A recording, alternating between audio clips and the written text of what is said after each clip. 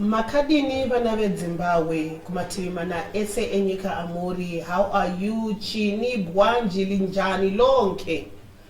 We, the workers, students, farmers, traders, citizens in the diaspora, and citizens of the Republic of Zimbabwe, realize that Zimbabwe is our land and hereby commit to take charge of the social, economic, environmental, and political processes that enable this country to go forward. Because of naivety, greed, and corruption, we created divisions among our ranks and let our erstwhile enemies creep back in and subvert the revolution. As a result, all arms of government remained captured by agents of capitalism and neocolonialism, and they have throughout the years systematically undermined the people's government.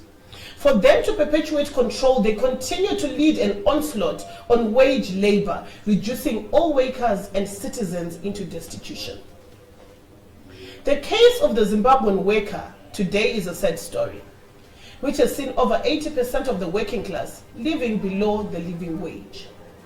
The remainder of Zimbabwean workers were forced to seek economic refuge in foreign lands, where they not only sell their labor cheaply, but work under conditions which can be referred to as modern-day slavery.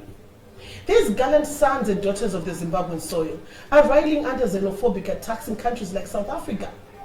Yesterday's xenophobic attacks in South Africa should be condemned by all peace-loving Africans. There is no reason for us Africans to be fighting and killing each other, yet we all do not own the means of production in Africa. Our message as lead to all South Africans involved in these xenophobic attacks is let's stop the violence and atrocities on our black brothers and sisters. In the late 80s, Africa stood by South Africans during the apartheid era and gave refuge to South Africans whose lives were at risk. Have we forgotten so quickly that we are one Africa and one nation, united by our Africanness and blackness? What has happened to us as Africans? We implore the government in South Africa to ensure that justice is served in Africa, to ensure that the unruly South Africans will stop all this madness, because we are all united by our Africanness and blackness. To make matters worse, the agents of imperialism stripped Zimbabwe of its national dignity by taking away its investment power, the Zimbabwean dollar. Without a local currency, Zimbabwe is not able to create meaningful wealth to cause economic growth. In the year 1999, we, the workers, formed what we thought was a workers' party to try to avert a looming economic crisis. Unfortunately, the neo-colonialists saw through our vision and sneaked into our ranks and again diverted our revolutionary efforts. Instead of championing the cause of the citizens, the party is now working to advance the interests of our former colonizers. This has been evidenced by its call for the imposition of sanctions on our motherland and the creation of an atmosphere of political intolerance, hate, and misogyny.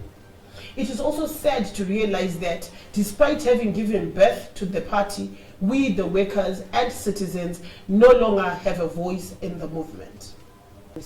We, the workers and disadvantaged groups of Zimbabwe, also realize the spirit of Pan-Africanism, which fueled the revolution for political emancipation, resulting in the formation of the Organization of African Union, has died.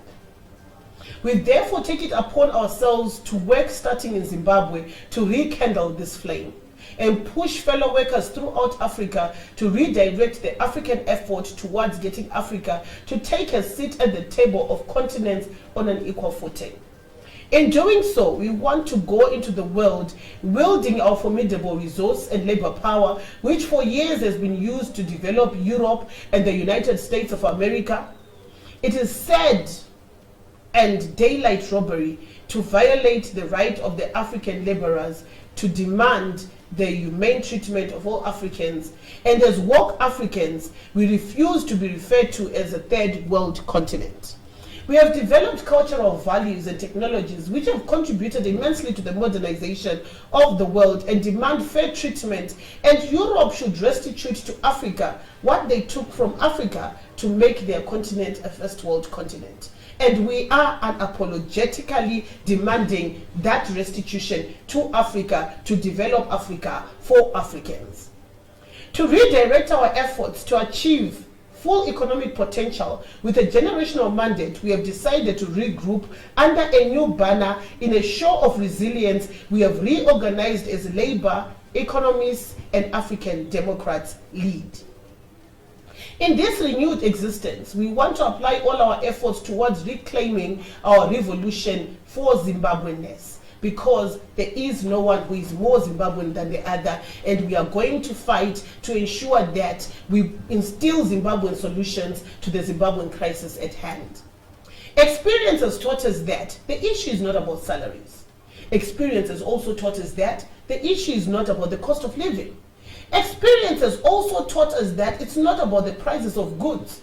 It is all about governance. As long as we, the workers, are not in government, nothing will change.